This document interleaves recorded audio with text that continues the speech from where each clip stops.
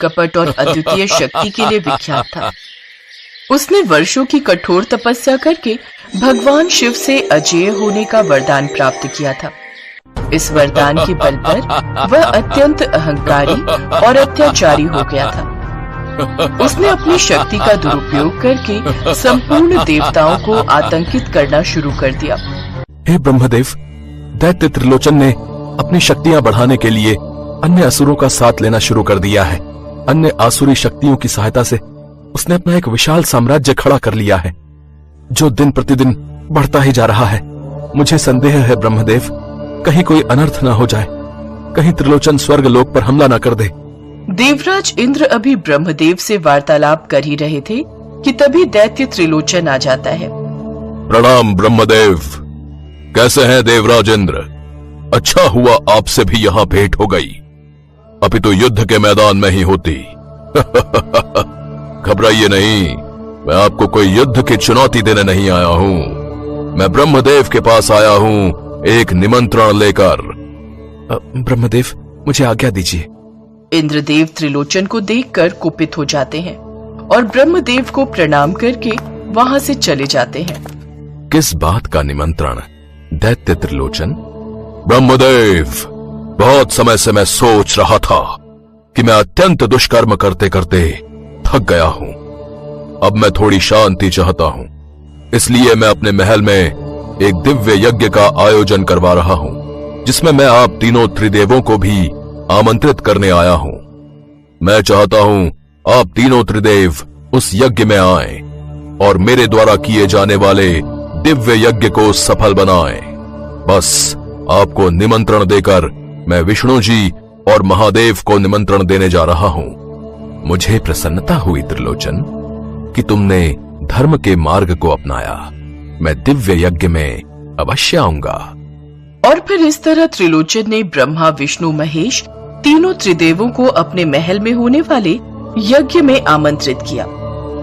त्रिदेव, जिन्होंने कभी भी धर्म और सत्य का मार्ग नहीं छोड़ा था, इस निमंत्रण को स्वीकार कर यज्ञ में सम्मिलित होने का निर्णय लिया और इस धर्म कार्य में जाने के लिए तैयार हो गए।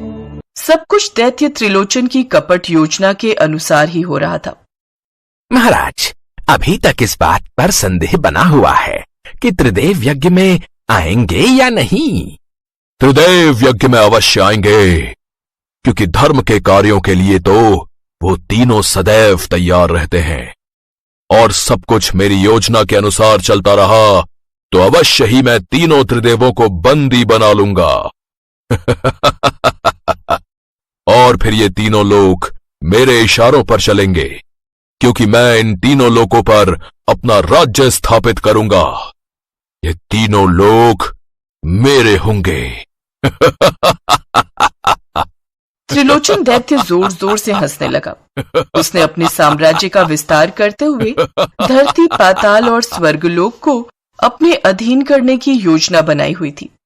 उसकी पहली चुनौती थी त्रिदेव ब्रह्मा, विष्णु और महेश को बंदी बनाना। त्रिलोचन जानता था कि सीधे संघर्ष में त्रिदेवों को हराना असंभव है, इसलिए उसने एक कपटपूर्ण योजना बनाई। उसने अपनी मायावी शक्तियों का उपयोग करके एक ऐसी माया रची जिससे वह त्रिदेवों को धोखे से बंदी बना सके। इसलिए वो अपनी मायावी शक्तियों से एक भव्य यज्ञ का आयोजन करने जा रहा था। उसने इस यज्ञ को अत्यंत रहस्यमय और दिव्य रूप दिया, जिसे देखकर कोई भी उसे अनदेखा नहीं कर सकता था। ब्रह्मदेव, कह तो आप उचित ही रहे हैं। हो सकता है ये यज्ञ संसार की भलाई और सभी लोगों की शांति के लिए किया जा रहा हो, क्योंकि यज्ञ और हवन लोक कल्याण के लिए ही किए जाते हैं। और दैत्य त्रिलोचन भी शुभ कार्य करने जा रहा है, तो हम तीनों को उसके निमंत्रण को स्वीकार करके जाना चाहिए। तो ठीक है, हम तीनों उस यज्ञ में अवश्य जाएंगे। और फिर त्रिदेव अपनी दिव्य शक्तियों से युक्त यज्ञ स्थल पर पहुँचे। त्रिलोचन ने उनका स्वागत अत्यंत विनम्रता और श्रद्धा से किया, जिससे त्रिदेवों को उस पर संदेह नहीं हुआ। पधारिए त्रिदेव, आपका मेरे महल में स्वागत है। आपने यज्ञ में पहुंचकर मुझे धन्य कर दिया। दैत्य त्रिलोचन, तुमने यज्ञ की बहुत भव्य तैयारियां की हैं। अद्भुत, अति सुंदर। सचमुच सारी व्यवस्था बहुत अच्छे से की गई है।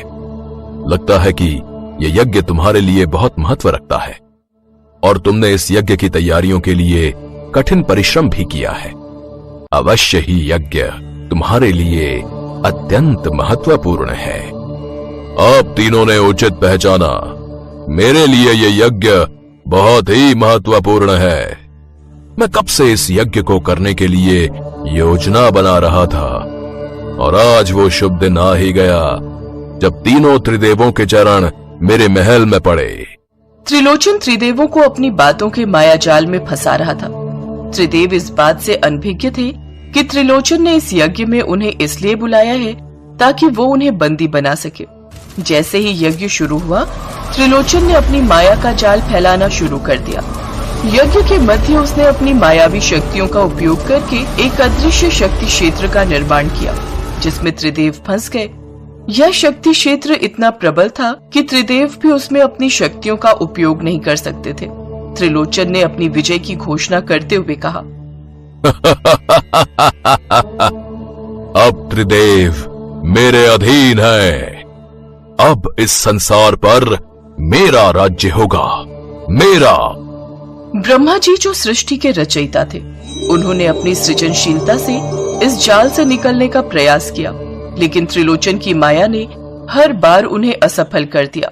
विष्णु जी जो सृष्टि के पालन करता थे, उन्होंने अपनी चतुराई और रणनीति का उपयोग करके इस जाल को तोड़ने की कोशिश की, लेकिन त्रिलोचन की शक्तियों के सामने वे भी विफल रहे। महेश जो विनाश के देवता थे, उन्होंने अपनी प्रचंड शक्ति का उपयोग करके इस जाल को नष्ट करने का प्रयास किया, लेकिन त्रिलोचन की माया इतनी प्रबल थी कि शिव जी की शक्ति भी उसमें बंधी रह गई। त्रिलोचन ने अपने जाल में फंसे त्रिदेवों को देखकर अट्टहास किया। तुम्हारी सारी शक्ति और महिमा अब मेरे अधीन है। मैं ही इस ब्रह्मांड का स्वामी हूँ। हमारा अलग अलग होना ही हमारी कमजोरी है।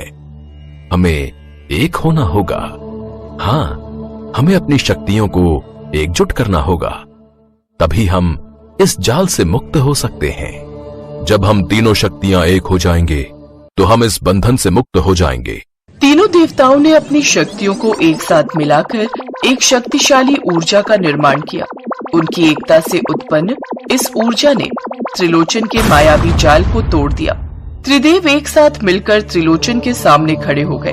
त्रिलोचन, जिसने सोचा था कि उसने त्रिदेवों को हमेशा के लिए बंदी बना लिया है, उनके इस नए रूप को देखकर स्तब्ध रह गया। त्रिदेवों की संयुक्त शक्ति के सामने वह असहाय हो गया। उसकी सारी माया और शक्ति निष्फल हो गई। ये कैसे संभव है? तुम लोग मेरे जाल से कैसे निकल आए? त्रिलोचन, तुमने ये सोचकर बड़ी भूल की कि तुम हमें बांध कर रख सकते हो। हम तीनों मिलकर एक हो गए हैं और हमारी संयुक्त शक्ति से कोई भी हमें रोक नहीं सकता। तुम्हारा अहंकार और अत्याचार अब समाप्त होगा। सच्चाई और धर्म की हमेशा विजय होती है। तुम्हारी माया और छल कपट के सामने हमारी एकता और शक्ति अजेय है। तुमने हमारे साथ छल किया है, इसका दंड तो तुम्हें अवश्य मिलेगा। त्रिदेवों की शक्ति देखकर त्रिलोचन घबरा गया। उसने त्रिदेवों के सामने घुटने टेक दिए और उनसे क्षमा याचना की। हे त्रिदेव, मुझे क्षमा कर दीजिए। मैंने अहंकार में आकर अपनी शक्तियों का दुरुपयोग किया। मुझे क्षमा कर दीजिए। त्रिलोचन, तुमने अपनी शक्ति का दुरुपयोग किया और अहंकार में आकर संसार को कष्ट दिया, लेकिन अब यदि तुम सच्चे मन से प्रायश्चित करोगे और धर्म के मार्ग पर चलोगे तो हम तुम्हें क्षमा कर सकते हैं। तुम्हें अपनी गलतियों का प्रायश्चित करना होगा और भविष्य में कभी भी अपनी शक्तियों का दुरुपयोग नहीं करना होगा। यदि तुमने अपने हृदय से सच्चा प्रायश्चित किया है तो हम तुम्हें क्षमा कर देंगे। मैं वचन देता हूं, मैं अपनी गलतियों का प्रायश्चित करूंगा और धर्म के मार्ग पर चलूंगा। त्रिलोचन ने अपनी गलतियों का प्रायश्चित किया और त्रिदेवों के चरणों में गिरकर उनसे क्षमा मांगी। त्रिदेवों ने त्रिलोचन की क्षमा याचना सुनी और अपनी दिव्य दृष्टि से देखा कि उसके हृदय में वास्तव में पछतावा है। त्रिदेवों ने उसे क्षमा कर दिया और उसे धर्म और सत्य के मार्ग पर चलने का निर्देश दिया। त्रिदेवों की विजय के बाद संसार में पुनः शांति और व्यवस्था स्थापित हुई। त्रिलोचन ने अपनी शक्तियों का सही उपयोग करना शुरू किया और धर्म के मार्ग पर चलकर संसार की सेवा की।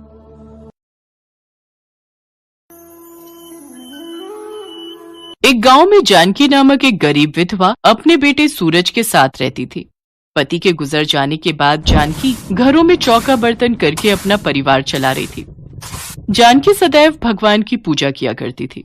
उसके घर में ब्रह्मा, विष्णु, महेश त्रिदेवों की एक फोटो थी, जिसके आगे वो हर सुबह उठकर दीपक जलाया करती थी और नियम पूर्वक जो भी रूखा सूखा बनाती वो भोग लगाकर ही खाती थी। सूरज था तो छोटा पर समझदार बहुत था।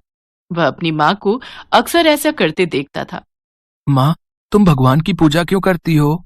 इसलिए बेटा, ताकि भगवान हमें हर मुसीबत से बचाएं। माँ, क्या भगवान हमें सारी मुसीबतों से बचा लेते हैं? हाँ बेटा, भगवान हमारी हर मुसीबत में रक्षा करते हैं। अपनी माँ से बातें करते करते सूरज सो जाता है। अगले दिन जानकी काम पर चली जाती है। एक दिन सूरज की तबीयत खराब थी, पर वो दवाई खाने के लिए लगातार मना कर रहा था। सूरज बेटा, अगर दवाई नहीं खाओगे तो कैसे ठीक होगे? माँ, तुम ही तो कहती हो कि भगवान हमें सारी मुसीबतों से बचा लेते हैं, तो वो मुझे ठीक कर देंगे। मैं दवाई नहीं खाऊंगा, दवाई बहुत कड़वी होती है। अरे तुम्हें नहीं पता कि भगवान जी ने तो मुझे ये दवाई दी है कि इसे सूरज को खिला देना, उसके बाद वो बिल्कुल ठीक हो जाएगा। वो देखो, दवाई की पुड़िया भगवान के मंदिर में रखी है ना, और उन्होंने साथ में कटोरी में चीनी भी रखी है। अगर तुम्हें दवाई कड़वी लगे तो मैं तुम्हें चीनी खिला दूं, वो देखो। क्या सचमुच भगवान जी ने ये दवाई दी है? ठीक है, फिर तो मैं ये दवाई खा लूंगा। माँ, मुझे वो वाली चीनी भी दो। हे ईश्वर, मुझे क्षमा करना। मैंने आपका नाम लेकर सूरज को दवाई खिलाई है। मैं जानती हूँ आप मेरे बच्चे को जल्दी ठीक कर दोगे। हे पालनहार, हे ब्रह्मा, विष्णु, महेश, आपकी सदा ही जय हो। दवाई खाकर सूरज ठीक हो जाता है। माँ, भगवान जी की दवाई से तो मैं बिल्कुल ठीक हो गया। मुझे बहुत जोरों से भूख लगी है, मुझे दाल चावल खाने हैं। माँ, अच्छा बेटा, आज मैं तेरे लिए दाल चावल ही बनाऊंगी। जानकी उस दिन सूरज के लिए दाल चावल बनाती है। जानकी भगवान को भोग लगाकर सूरज को खाना देने ही लगी थी कि तभी गांव का मुखिया आ जाता है। जानकी, कर्जे के बाकी बचे हुए रुपए तो कब तक लौटाएगी? तूने अपने पति की बीमारी के लिए मेरे से 5,000 रुपए लिए थे, जो अब ब्याज के साथ 15,000 हो चुके हैं। मुखिया जी, आप चिंता मत करो, मुझे कुछ महीनों की मोहलत और दे दो, मैं आपका सारा कर्जा चुका दूंगी। ठीक है, 15 दिन बाद 5,000 रुपए दे देना। बाकी के बचे हुए पैसे 2-3 महीने के अंदर लौटा दे। इतना कहकर मुखिया वहां से चला जाता है। जानकी परेशान हो जाती है कि वो इतनी जल्दी रुपए कहाँ से लाएगी। जानकी घरों में काम करती थी, वहां से भी एडवांस रुपए मांगती है, पर पहले ही वो महीने के पैसे ले चुकी थी, इसलिए मालकिन ने एडवांस देने के लिए भी मना कर दिया। नहीं नहीं जानकी, ऐसे काम नहीं चलता। तुम्हें तो पता ही है सेठ जी पूरे महीने के पैसे एक साथ देते हैं। अब मैं तुम्हें एडवांस में पैसे दे दूंगी तो मुझे भी तो पूरे टाइम घर का खर्च चलाना है। सेठ जी शहर गए हुए हैं, पीछे से मुझे भी तो पैसों की जरूरत है, और वैसे भी मैं तुझे महीने के पैसे पहले ही दे चुकी हूँ। कोई बात नहीं मालकिन, आप परेशान मत हो। ऐसे ही कुछ दिन तक जानकी परेशान रहती है। वो कुछ भी नहीं समझ पा रही थी कि आखिर वो चौधरी का कर्ज कैसे चुकाए। एक दिन जानकी त्रिदेव की मूर्ति के आगे बैठी रो रही थी। हे प्रभु, मैं क्या करूं, मुझे कुछ समझ नहीं आ रहा। चौधरी साहब कल मेरे से कर्जे के 5,000 रुपए मांगने आ जाएंगे, पर मेरे पास उनको देने के लिए बिल्कुल भी पैसे नहीं है। अगर मैंने उन्हें पैसे नहीं दिए तो ये घर खाली करना पड़ेगा हमें, वो हमें यहाँ से निकाल देंगे। मेरी सहायता करो प्रभु, मेरी सहायता करो। माँ, तुम रो मत। तुम ही तो कहती हो कि भगवान हमारी हर मुसीबत से रक्षा करते हैं। देखना, वो हमें भी इस मुसीबत से निकाल देंगे। पर जब मुखिया पैसे लेने के लिए आया तो जानकी के पास पैसे नहीं थे। मुखिया ने उसे खूब खरी खोटी सुनाई। जानकी, मैंने तुझसे कहा था कि तू कर्जे के 5,000 रुपए तैयार रखना, पर तूने ऐसा नहीं किया। कल दोपहर तक अगर तूने मेरे पैसे नहीं लौटाए तो मैं तुझे पुलिस के हवाले कर दूंगा, समझी? मुखिया जी, आपको पता भी है हमारी मदद करने के लिए भगवान जी आने वाले हैं। वो आपके सारे पैसे चुका देंगे। सही है, सही है। बच्चे को भी बहला फुसला रखा है कि भगवान आएंगे, भगवान आएंगे। देखता हूं कल कौन से भगवान मेरे पैसे चुकाने आने वाले हैं। जानकी रोने लगती है। सूरज भगवान त्रिदेव के पास जाता है और उनसे कहता है, भगवान जी, माँ कहती है कि आप मुसीबत में हमेशा सहायता करने के लिए आते हो। कल मुखिया जी माँ को पुलिस के हवाले कर देंगे, आप उससे पहले आ जाना, मैं आपका इंतजार करूंगा। सूरज भगवान के आगे रोने लगता है और उसकी दर्द भरी पुकार ब्रह्मा विष्णु महेश तक पहुंचती है। हे नारायण महादेव, मासूम सूरज की करुण पुकार सुनकर मेरा हृदय द्रवित हो गया है। ब्रह्मदेव, सूरज हमें मदद के लिए पुकार रहा है। जानकी ने सदैव हमारी पूजा और अर्चना की है।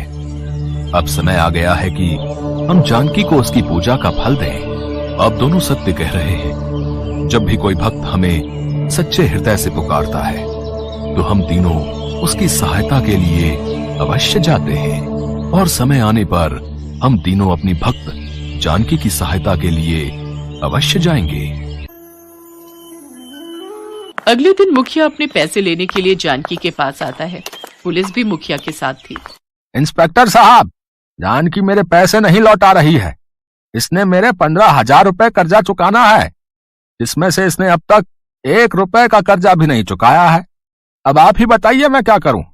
देखिए जानकी जी, मुखिया जी ने आपके खिलाफ रिपोर्ट लिखाई है, इसलिए आपको हमारे साथ पुलिस स्टेशन चलना होगा। या तो आप इनके कर्जे में से 5,000 रुपए अभी दे दो, वरना हमें आपको पुलिस स्टेशन ले जाना ही होगा। मुखिया जी, कुछ दिन की मोहलत और दे दो। आप तो जानते ही हो मेरी कितनी परेशानी चल रही है। सूरज के बापू के गुजर जाने के बाद घर का किराया, घर खर्च के पैसे सब घरों में काम करके ही निकाल पाती हूँ। मैं आपको वादा करती हूँ, कुछ दिनों में आपको पैसे दे दूंगी। नहीं नहीं इंस्पेक्टर साहब, मुझे इस पर विश्वास नहीं है। ये आज भी मुझे टाल रही है। न जाने कभी मेरे पैसे दिए बिना गांव छोड़कर भाग गई तो मैं कहां ढूंढूंगा इसको फिर? आप इसे बोलो मेरे पैसे अभी दे। पुलिस अंकल, अभी भगवान जी आते होंगे, वो आपके सारे पैसे दे देंगे। आप मेरी माँ को मत ले जाओ। रे आगे से हटो बेटा। चलिए बहन जी, हमारे साथ पुलिस स्टेशन चलिए। अभी इंस्पेक्टर साहब जानकी को लेकर जा ही रहे थे कि तभी 3 व्यक्ति वहां आ जाते हैं।